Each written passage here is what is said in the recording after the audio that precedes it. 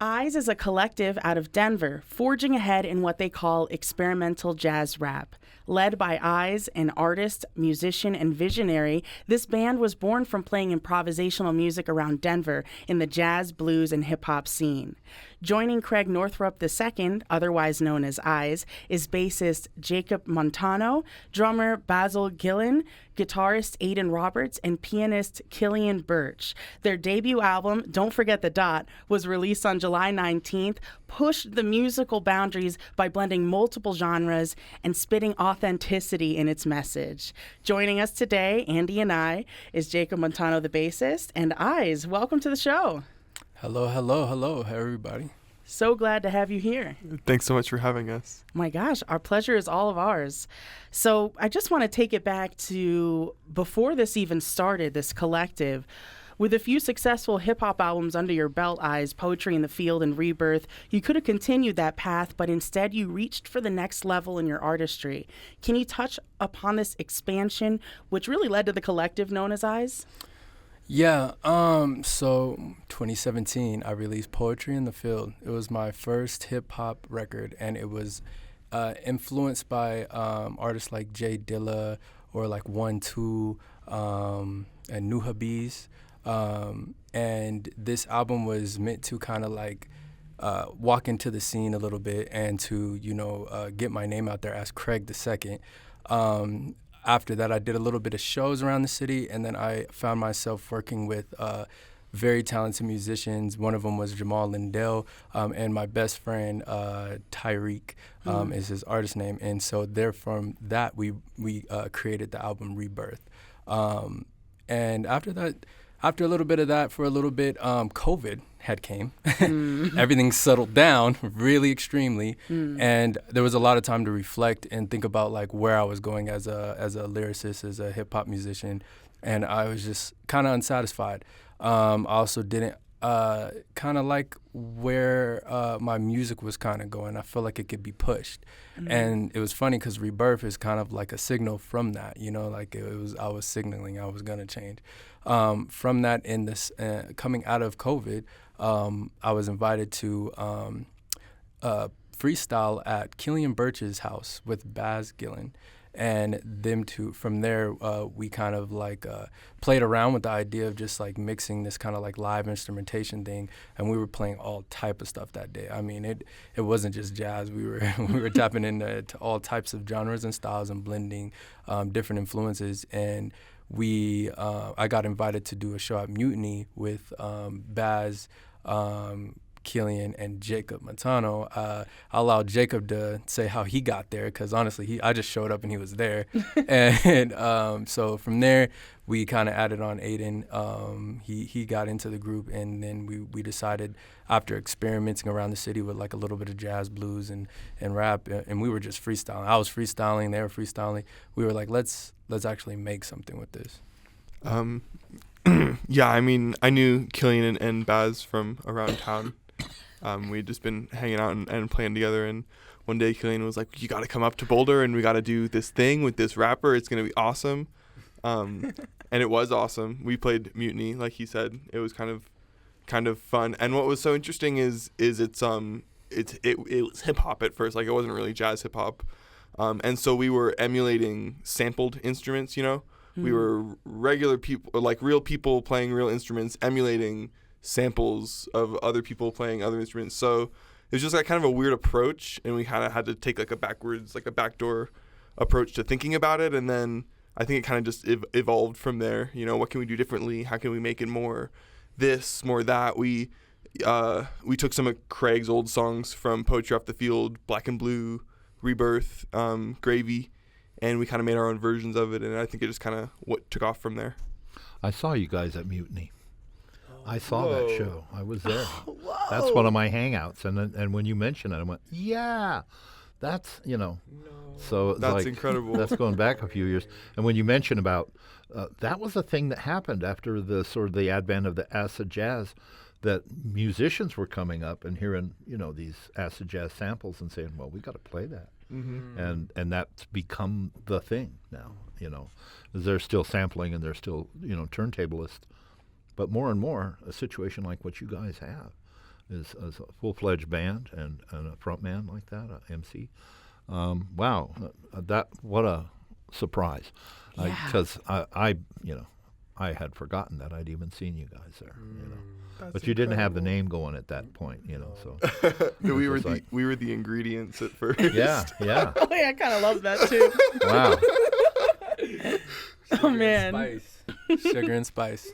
Hey, well, now you're a full-fledged collection, and congratulations on the success of your debut. Don't forget the dot. I'm seeing, again, attention around the world, Germany, France, across the U.S., and, of course, it seems like it probably lasted forever, the writing process, but in reality, it was only one short year.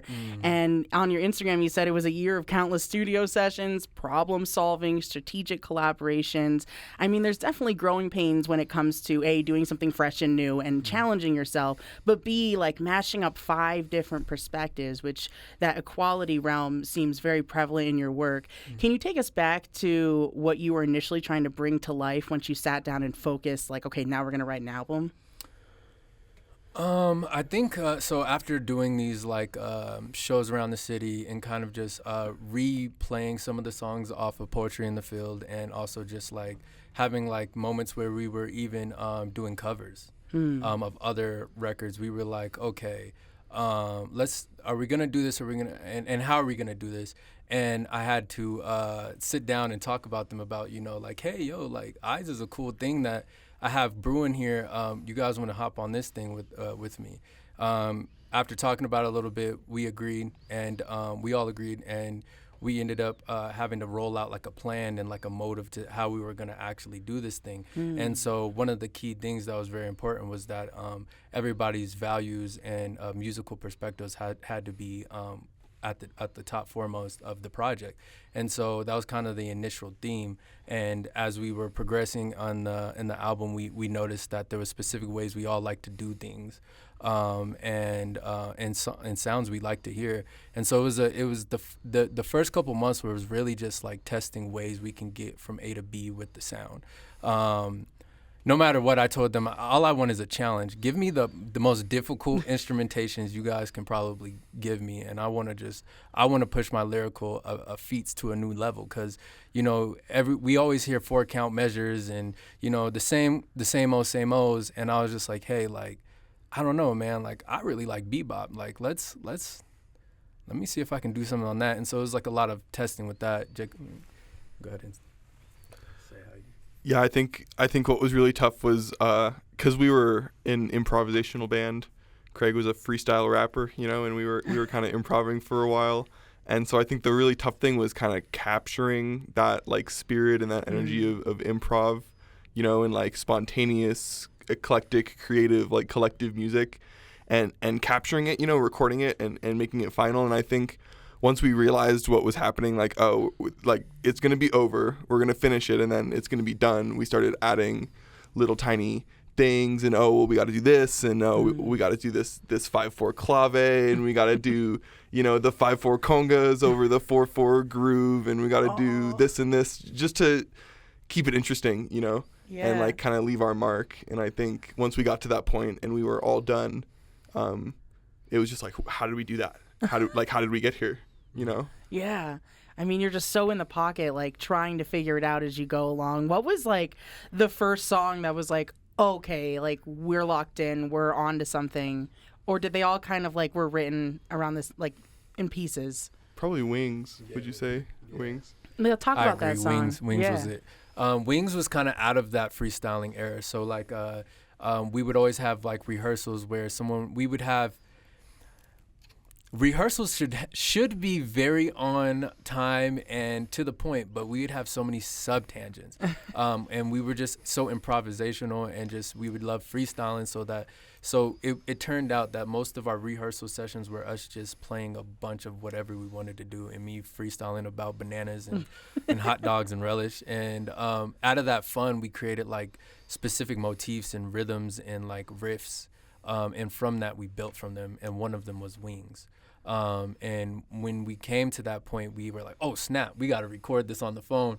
And we recorded on the phone a couple of times. It was like, okay, it'd be cool. Okay, now we need like a pre-chorus section. Okay, now we need like, different elements to this to build the narrative. And I didn't have lyrics yet, so I was like, oh, snap, I got to go home and like, can you guys just play this instrumental, just play it straight through, and then I'm going to go and write. And actually write, not just freestyle, actually write real words to it. And once we got to that point, we then started to add in different elements like Jacob's beautiful solo at the end. And when it came down to the recording process, that was one of the songs that the reason why it was our single is it was the first song that we actually made together and was like, this is it. This is the song. This is Wings. It's kind of an anthem, too. I mean, lyrically, there's a huge message. Let's stop on the lyrics for a second, because, I mean, Andy, you're a writer. Well, that's one thing I did want to ask, but you also just answered how I was wondering how this band came to be, and you just said it, man. It's been a band from the get-go with you guys. It wasn't like, I'm going to hire me some musicians to work with. But about lyrics, man, the importance of the word and how much it's been in a resurgence. Thanks to hip-hop, poetry has returned. They even have a category now, spoken word poetry, for the Grammys and all. I guess what I'm asking is your approach to poetry versus rap versus spoken word. Is it a different approach, or do you just do it and that becomes a thing, or do you sit down and say, well, I'm going to write a poem? Or is the inspiration where it comes from for all of it? It sounds inspirational to me. But I'm just curious about your process with that. Great question. And I have like a kind of like a sentimental moment right now because 3 years ago I was working at Amazon and I was moving boxes from 8 in the morning to 10 at night, and I would listen to NPR. And I would listen to I would listen to Kuvo and I would listen to NPR, and I would listen to just like all the stories on NPR, the news, and I would also listen to just beautiful musicians that you guys would play. And through that inspiration, I would always have just like little lines I would keep. It's funny enough, I built like on an iPhone, there's pages. And I built like, oh my God, hundreds of pages of just like lines that I just thought of the day while I was moving boxes, listening to Kuvo jazz. And those became things that I kept in the back of my head that I wanted to talk about. When Wings and all these other songs came up, there was a lot of time that passed, a lot of personal things in my life that happened. And I was like, I know that I need to speak on this. But when you can speak upon something, and that's like more of like a spoken word, you could be like, birds, or you can be more poetical in it and give like metaphors of how you feel. And I felt like through what I had in my pages, how I felt and just how I wanted to speak it, I kind of used all those inspirations to form these songs. And it was still, a lot of it was still freestyles too. Some of it wasn't things that I had time to think about because these guys just like go and there's no time to think. But yeah, so I would say it was a mix of everything, and approaching it, I feel like there was the poetry from what I collected over the years, but there was also just the stories that were just right there on the heart. And Jacob, what about you and the guys? You're hearing these lyrics, either, he's spitting them right then and there, freestyling, coming in with them. How does that affect what you're playing? Or do you already have it down and it's on him to go with what you're going, or do you switch over to what he's doing as well? Yeah, it's funny. I think of the story of John Lennon. I think when he wrote Yesterday, right, it was originally Scrambled Eggs. Yeah. And he sat at the piano and he said Scrambled Eggs, and he wrote the whole song, and then he was like, okay, let me go back and make it good. And I think our writing process is very similar because Craig is obviously, he's there with us. He's rapping. We have the luxury of rehearsing in kind of like a recording studio. So we're able to sometimes like record our rehearsals and kind of, record it and jam for 2 hours and then go back and kind of pick through it.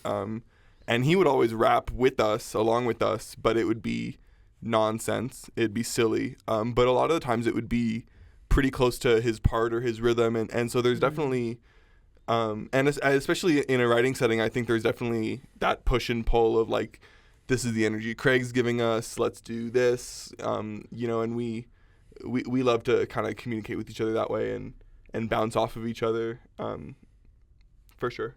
It's a very cohesive thing you guys got going, that's for sure. Yeah, there's definitely like going back to what you said initially about the perspectives. This is a collective of perspectives, and that really drives the band. And I want to focus on the name because eyes has the dot, and that's part of that symbolism. Can you expand upon this whole word, this whole vibe? You know, after explaining it so many times, I was like, I don't want to explain it. And I was like, you know, I'm just going to make people figure it out. But, you know, for Kuvo and just the honor of it all, like, I want to explain it. And maybe they can always go back and reference this interview. This is it. There you go. Because, so basically during quarantine, I got fired from Amazon. I was a great employee. I think they were just like having cuts because COVID was starting to relieve and they hired too many people. Anyway, so I was sitting at home staring at the ceiling and I was like, man, I don't want to be Craig II anymore, but I want to keep the energy of Craig II. I still want to keep what it was for me as a MC, as a local Denver rapper. You know, I don't want to completely ditch it. Also, Craig II had to do with illustration too, and I was like, I want to keep the illustration. How do I connect these dots? And so I was like, okay, cool. I think I can keep this. So Craig II is the second. The second's the number 2 Roman numeral, and it's the same 2 eyes inside of eyes. But eyes could also be the letter of the eyes, but it also could be eyeballs. It's a lot of multiple meanings in it, and that's what made me feel so confident about it. I was like, wow, this is kind of crazy. Like I'm getting downloads from some sort of spirit or something, because this is like the pieces are fitting together. Well, as I study a little bit more on eyes, I understand that eyes we pick up vibrations, and so through the vibrations of what our eyes pick up, I noticed that it can also correlate with sound, and how people can see images through sound, and you know, like vice versa, right? And so I'm like, oh wow, like eyes is a very powerful thing. We all share vibrations, you know, we're all sharing, whether it's visual or it's musical, whether it's sound, so it's like I can keep art inside of this thing called eyes, because eyes creates the vibrations, and also we see colors, and we also can see sounds, you know what I mean? We can, you know, so like there was all these things that compiled that created like the basis for this name. But I was like, but also eyes is plural, because eyes, we can't have perspectives unless we all have each other, right? Like, you know what I mean? I can share my perspective with you, you can share yours with me, and so these are all perspectives. Well, musically, I was like, I want to share perspectives. And it was funny, I didn't have a real plan to how I was going to do it. I just thought it was cool. And then these guys came along, and I was like, whoa, like this is how it's gonna. This feels confident about how it should be done. And through that, did I try to convince all of them to, you know what I mean, like be like, yo, like let's be eyes. It could be a collective, or we could be just eyes, you know. And like I want to say, like eyes isn't a he him, it's just like a they them type thing, right? Because it is me only because I was rocking with eyes for 2 years prior, but also it's like, it's them as well, you know, and all of our eyes are eyes, everyone's eyes. When we do a show, everybody's eyes, because everyone's sharing their attention and we're giving it back. So I like the double entendre vibe that goes back to the roots, the blues. And since you be in the blues thing, how they could use, you know, if I can't sell it, I'll sit on it. She turns out to be talking about a chair. That's just a thing. But for me, I couldn't find you guys. And then I thought, don't forget the dot. Damn, there you were. I found you, right, like that. Because some other kind of industrial thing was coming up. You know. And I'm like, who? Wait a minute. I thought this was a band. What's going on here? And then I did find it. You know what's so funny? Every show I start, and Jacob can attest to this, I always like, don't forget the dot, because if you don't put the dot, it's not us, and a government site will pop up. Yeah. And it will. I'm not joking. That's hilarious. I was like, wait a minute. Not us. I was definitely confused at that point in time, and I'm easily confused. Yeah, people were like, yo, how do we pronounce it? I'm like, yeah, think lies, but without the L, right? And also I'm just like, the dot to end this about the name is the dot is the point, and the dot is perspective, right? Visually, 2 dots on a plane creates like a two perspective. Well, 5 creates a circle. And so the circle is the dot and the circle is the point. And so it's just a lot of meanings here. I spend a lot of time really thinking about this. So yeah. It's intentional though. Yeah. There's so much intentionality in what y'all are doing with the band, with the lyrics, with the imagery, and the aesthetic of the band visually comes from your visual artistry, right? That's pretty amazing. I just want to, before we get into the next place where you can catch eyes out and about in Denver, I wanted to get a little bit about your background. So let's start with you. How did you get into music? Were you always what were you listening to when you were young, and what kind of influences you? Well, I was gonna start a band with my brother and his best friend when I was probably like 8, and my brother was gonna play guitar and his friend was gonna play drums. So it was like, oh, I guess, Jacob, you're the bass player. So we all started taking music lessons. I think I'm the only one that it kind of stuck with. But I started playing jazz in middle school, and I remember being really just like enchanted by the group, the kind of group effort, and especially with big band, there's 20 something kids kind of in a room together working on a shared goal, making the song happen. But then, as I got older and started exploring like combo jazz, Miles Davis, playing freely and stuff like that. I don't know, just kind of spiraled out of there. I'm also, when I first got to Denver, I played in a lot of rock bands, like rock and funk and pop and kind of really whatever I could get. So yeah, I think the jazz thing, it was on the back burner for a little while, and then Killian and I were friends. We recorded a couple like small records of standards together, and he was like, let's make this a thing, and so I think the jazz it's like a foundational for me, for some of us, not all of us, but I think it kind of sneaks its way into we're like a hip hop band, and we were a hip hop band, and it kind of would like rear its head, like, hey, what if it was 7 chords? What if it was fun? So yeah, I think we kind of just ended up jazz rap. Here we are. Yeah. There's still other things represented though as well. Yeah. What about you? Was it always was it going to be art and then it was music, or were they always kind of like together for you? Also, before I answer that question, I want to add on to what you're saying and just say that I was always into Jay Dilla, and Jay Dilla inspires a lot of jazz musicians like Robert Glasper. So it was kind of inevitable that I was going to go down this route at some point. But anyway, but as far as like the visuals, when I was younger, actually art was the first thing that I did. When I was growing up, art was what I wanted to do. I wanted to be an animator. So I went to school to be an animator. I went to RimCAD on Colfax behind Casa Bonita. And after I got done, I was like, wow, drawing the same thing is hard. I don't know if I want to do this. But I still want to keep it, somehow. Funny, that finds its way into a lot of things. In fact, me and Jacob animated on Wings the music video. Yes, which is it's such a unique style. Yeah. It's amazing. It's funny. My teacher before I graduated was like, "Yo, Craig, this industry is really hard. Like, this is really hard to get into. I'm kind of worried. You got a lot. You're like trying to be a musician. You're Craig II, but you're also trying to do art. Like, I'm just afraid that you're doing too much. You need to focus on something." And I was like, I was like kind of looking at him like, I don't know what to tell you, man. This is what I want to do. And he was like, you know what? I'm not going to let my personal experiences shape your reality. I'm going to let you do what you do. But he gave me like a little key advice. He was like, the mixed media thing is something you should focus on. And funny enough, the mixed media thing did find its way back. And I'm seeing how that is really inspiring how we go about things now. And another fun fact is a lot of old jazz musicians use mixed media art too, is what I'm starting to realize. Ooh. And I'm like, wow, how there's some sort of, there has to be an energy just kind of like just scooting us in a direction, because I actually didn't know that. And I found that out just kind of like looking on Pinterest and just trying to find inspiration. But anyway, yes, the mixed media's visuals that you're seeing is all part of the plan. It's all part of experimental energy, right? Because mixed media for artists right now is very experimental.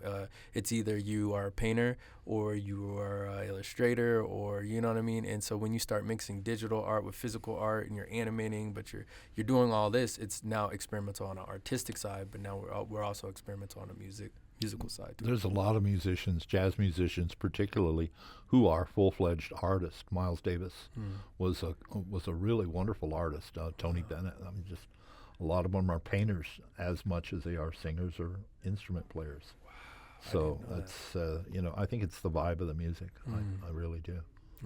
Well, we'll be doing a show around this album and some of your influences. So what would you say are, I know Jay Dilla, definitely, what would you say are some of your influences that really brought, Don't Forget the Dot into play? I'll go. I have like a solid 7. I'm sure Jacob has way more and can speak on behalf of the band. But for me specifically, Andre 3000, Kendrick Lamar, of course.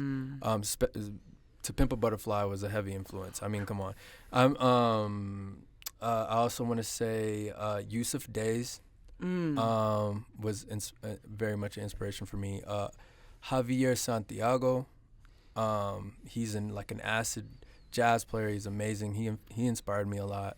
And Mick Jenkins, this is another person. If you don't know him, he is amazing. He's from Chicago, and he mixes a lot of jazz inside of his lyricism as well. And he's an amazing lyricist. In fact, hopefully he hears this and wants to work. Give us a call, man. And yeah, I mean, I could keep going with the lyricists, but let's talk some jazz musicians. Well, I'm glad you brought up Miles Davis. He's definitely a huge inspiration for us.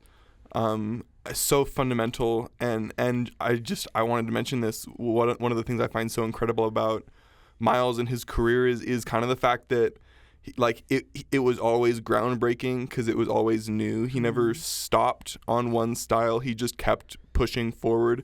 There's a quote in his autobiography right at the very beginning. He says his first memory is turning on a flame on a gas stove, and he was entranced by the flame, and it scared him, but he's like, my life's goal has been moving towards the flame. And I think about that a lot. I think about his second quintet, Nefertiti, Hand Jive, the alternate take of Madness. They're so goofy. They're so free. They have such a clear idea of what they're going for, and they just kind of get after it. So definitely Miles Davis. Herbie Hancock, I mean, just brilliant, just incredible. On the hip hop side, we really like the RH Factor. It's a obscure Roy Hargrove record. We really love the Far Side. I love Running Away, but also that first record. I don't remember the name of it, but just really incredible, cool, kind of and I love that kind of old school rap because it's so it's storytelling, it's so story focused, and they kind of just tell stories all the way through. And then, I mean, I don't know, it's hard to say. Modern stuff though too. Ahmad Jamal is not modern, but he's definitely incredible. And Yusuf Days is another big one. They've got such a crazy sound right now. It's my gosh. Experimental, and it's improvisational, and it's funky, and it's kind of synthy. Alpha Mist. Oh. Alpha Mist is a very a good one. And Venna, who works with Yusuf Days. He's the horns player. I forget specifically which, but yeah, Venna. And there was somebody I was about to say because I was adding on to you. It's on the tip of my head. Yeah. Oh, I know what I was gonna say.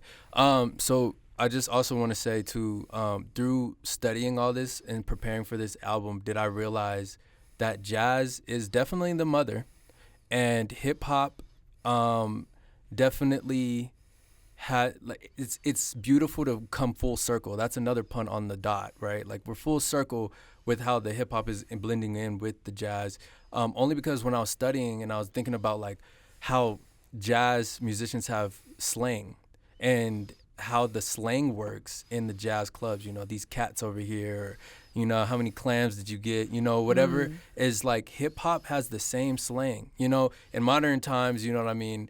They're more inappropriate, and we're on radio. But like like the slang still means that if you're not in the crowd, you don't get it type mentality with it is still there, and it's like the codes inside of the politicalness of it all is still there, and that's something that I learned. Black codes from the underground.